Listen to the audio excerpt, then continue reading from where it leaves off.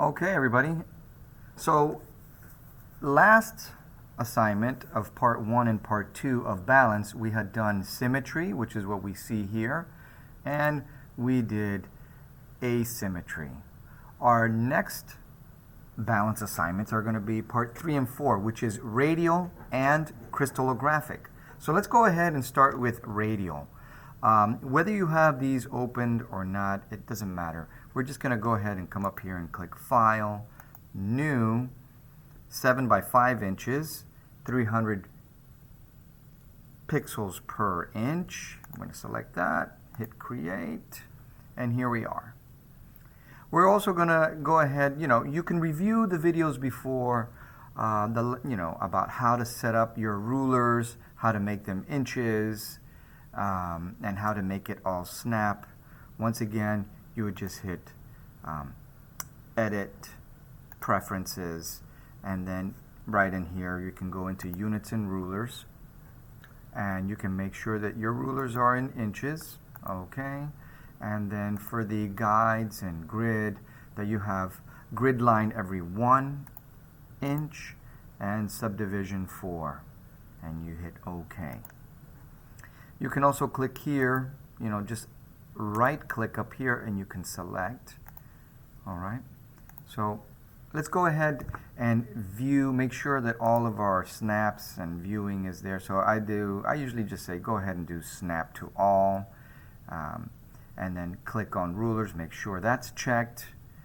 And now for the show, to show the grid, the shortcut for at least a PC is control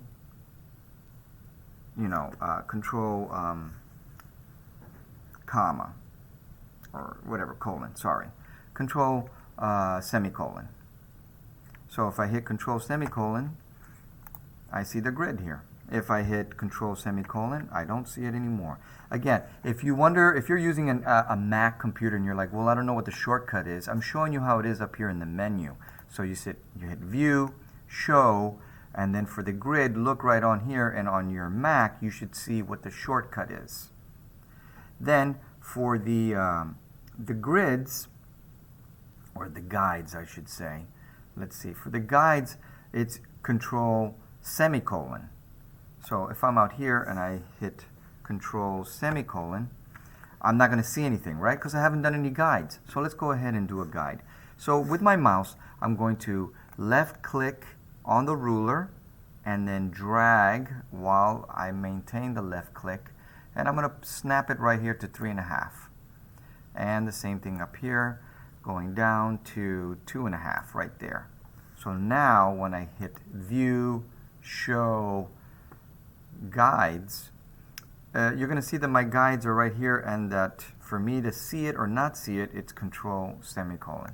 So control semicolon for me, showing it, not showing it. And for the grid, showing, not showing with control colon. So, or comma, sorry. And so here we go. Now, what I want you guys to do, let me go ahead and take off the grid. Take off the grid, is I have 4 quadrants here, and I'm going to do radial. Radial is something that basically has a center line of focus, and my center line of focus right now is in the center. Keep in mind, you can change this. You can move this over to the left and right. In other words, let's see, if I wanted it to be maybe down right here, then just set up a grid line like this, and what you can do is go ahead and remove by clicking and removing, and I can do a whole radial design that will circulate around here. But just to make it easy and just to make it simple, let's go ahead and go back to our original guides that were right here. All right. Okay. Oh yes, I almost forgot. Make sure that your workspace is set up to essential, and that you're just arranging them normal. Consolidate all tabs. That's good. All right, so let's go ahead and let me just show you very briefly, very quickly, how to put some shapes on here. So So let me go ahead with my triangle tool, and I'm just going to go ahead and put some shapes. Now, my shapes are already set up from the last time I used Photoshop for the previous assignment. So let me go ahead and re-go through that with you step by step. So with the shape tool, which is down here, you know, sometimes you'll see it as this amoeba tool, but you know, if you left click and hold it pressed, you can select any of these tools. So if I click the triangle tool up here on the top menu, I have a choice between pixels or path or shape. My suggestion is to use shape. Then for the fill, yeah, you can fill this in any color you'd like, but we are just going to go ahead and use, you know, just use some basic colors, right? You can see right there. But we're going to just say no fill, no fill. Okay. Then for the stroke, which is the outline, I want to use black. I don't want to use any other color. I just want to use black. And then for how thick do I want that, right? I mean, I can make it really thick. I can make it thin. You know, I could leave that up to you guys. I tend to say around 10 works for me at the moment, 10 pixels. But you know, maybe you want to, you know, do one or two thicker or thinner. The only problem is that when we start getting into the figure ground coloring, that could be a problem. For instance, let me see. So as I'm designing here, let's see, I'm going to do this, move that there, but you know what, I'd like to move him. I don't want that circle there, so I'm going to go ahead and click the move tool and move it up a little bit, right around there. We can do this, make it a little bit oblong. So here's the deal, right? I'm going to click that shape tool. I have this selected. Okay, I have this selected. If I make this too thick, then this is what happens later. What happens later is that when I am doing the fill tool, where I am going to start filling in what's black and what's white, this may be too thick and it's going to confuse the design. So what I really suggest everybody do is just keep it at 10 pixels or smaller. All right, let's move on. So I'm going to go ahead and start doing some designs here on the side. Let me see. I can do a little tiger right in here, a little panther, what have you. All right. Now I'm going to use my move tool, and I'm going to move these guys around just to make it a little bit dynamic, and I'm going to go ahead and turn them, and just to go ahead. I'm even going to have him overlap over here, and let's choose some other shapes. Let's see, I noticed some of you were using a lot of flowers, so let's go ahead and do a flower in here. If I want my flower to be, you know, perfect in the proportions that the shape was created, all I have to do is press the shift tool, and as I press the shift tool, it stays right there. If I don't press the shift tool, then I can make it oblong. Pressing the shift tool keeps it nice and proportioned. So I'm going to go ahead, click my move tool, move this guy up. When you are using the move tool, don't, try not to click on these squares. Just click on the black line. So I'm going to go ahead and move this guy right there, make it overlap right there. Okay. All right. Now, the move tool, the reason why whenever I click any of these guys, you're going to see the transformation box all around it is because up here I have auto select and show transformation. If I do not show the transformation, I can select, move around, and you're not going to see the transformation tool.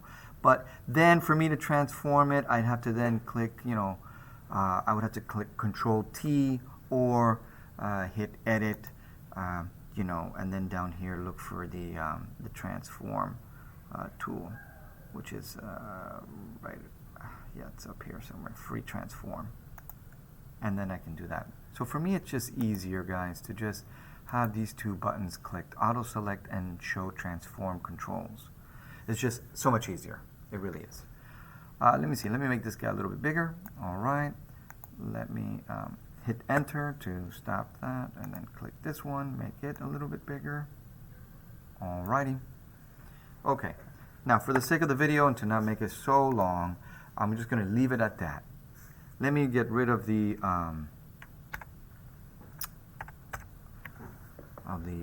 whatchamacallit, the grid. All right, so here's some shapes. And here are my layers. Every time I created a shape, you know, being sure that this is selected, the shape right up here, every time I create a shape, it creates a new layer. Now, the thing about that is that I can't use my paint bucket, or I can't really duplicate the layers at this moment, or it's not best to do that. So one of the things I want you guys to do is to select all the shapes that you make in one quadrant. One quadrant, that means one square. So I'm going to select all these shapes, and you can click Shift and then click with your mouse that way. Okay? You can also just come up here, hold down the left key, the left mouse button, and drag over all of them. And you can see that over here it's selected. Now I'm going to hit the folder. And, you know, I couldn't rename that. I could say, you know, Q1. Let's do that again. Q1 for quadrant 1. Okay, there it is. I have to replicate this quadrant 4 times. And each time I have to, you know, have it flip vertically and flip horizontally. So let me go ahead. I'm going to right click. That's what I'm doing. I'm going to come over here with my mouse, right over here, right click that folder, duplicate the group. And I'm going to say quadrant number 2. Right up here. You can keep the copy, that's fine. Quadrant number 2. So I can't see it, right? One is on top of the other. So I'm going to go ahead and you can close these eyes. You can show them or close them.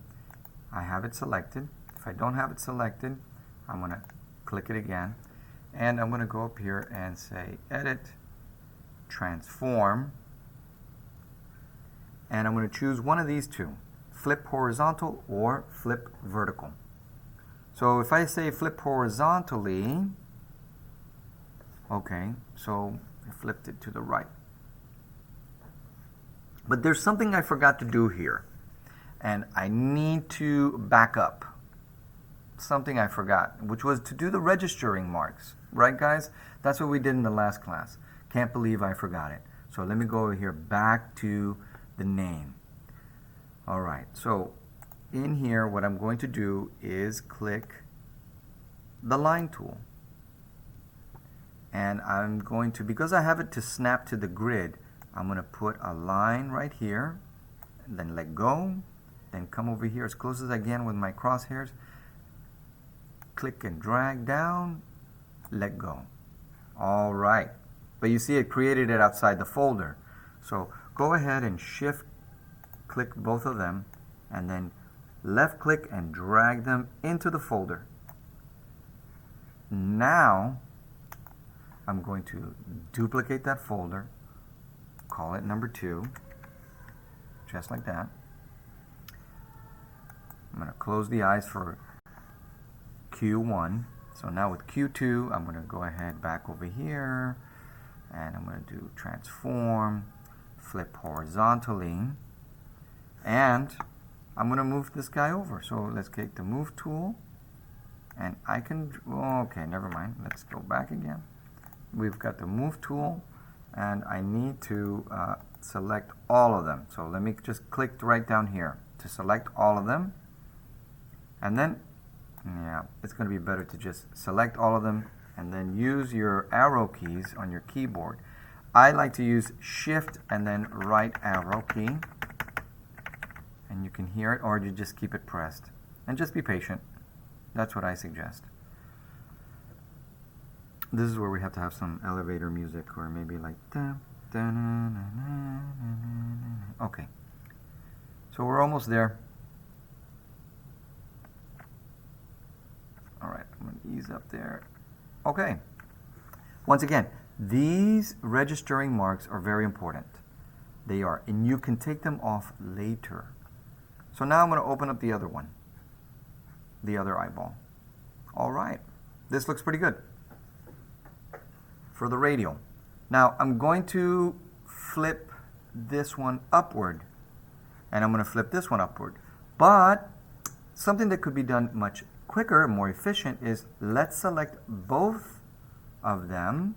So I'm going to left click right over here with my layers, left click that folder, shift, left click the next folder, and I am going to right click and duplicate this group. Let's see. Well, you know what? That's not going to work. All right, let's just do this. I'm going to go ahead and select him, duplicate the group. Let's call it group Q3. Okay. And then let's go ahead and do this and do this. So now I have it here, and I'm going to go ahead and, so instead of doing the flip horizontal, now I'm going to do a flip vertical. So it's going to flip it vertical, just like that. And I am going to press Shift Up key, the up arrow key, and just start moving them up as a group.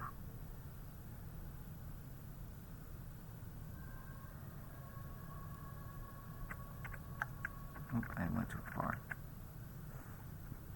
That's good. Again, if I can look at all of them, this is my radial design. This is a very simple radial design, everybody. Yes, you could put some stuff in here. You can make it more complex if you'd like. And you can also move this center a little to the left or the right or what have you. But just for the sake of just a simple demonstration of the project, I am keeping it fairly simple. Now, I can flip this one over. Let's go ahead and duplicate this group. And we're going to call it number 4, Q4, alrighty. And I can close these eyes. And if I don't have it selected, remember just to click it. It selects it all. I'm going to go to Edit, Transform, and now we're going to do Flip Horizontal for left and right. And I'm going to press my Shift key and the left arrow to move it over. Just like this. Now I'm going to show you a really easy way to just go ahead and find those registering line marks that maybe you're wondering, you know, because some of you may have a really complex design and you're thinking, this is going to be hard to find. I'm not going to be able to look at, you know, find them very easily. Okay. So I'm in the Move tool. I just click outside of my box, and that's how I can unselect everything. So now for some magic. There we go. Very nice, right? Okay. So my biggest complaint for myself is that I don't really have anything in here. Of course, I can add this in and start flipping them around, but again, let's just continue. So now we have these things grouped up and we want to get rid of the registering lines. If I come over here to Q1 and I click this down arrow, I can see line 1 and line 2. So I can delete it, or I can just simply close the eyeballs.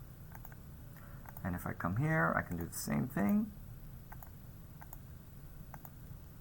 I, for one, never really like to delete things too much. I like to keep things there. All I have to do is just turn off the viewing for them. Okay. So here it is, right?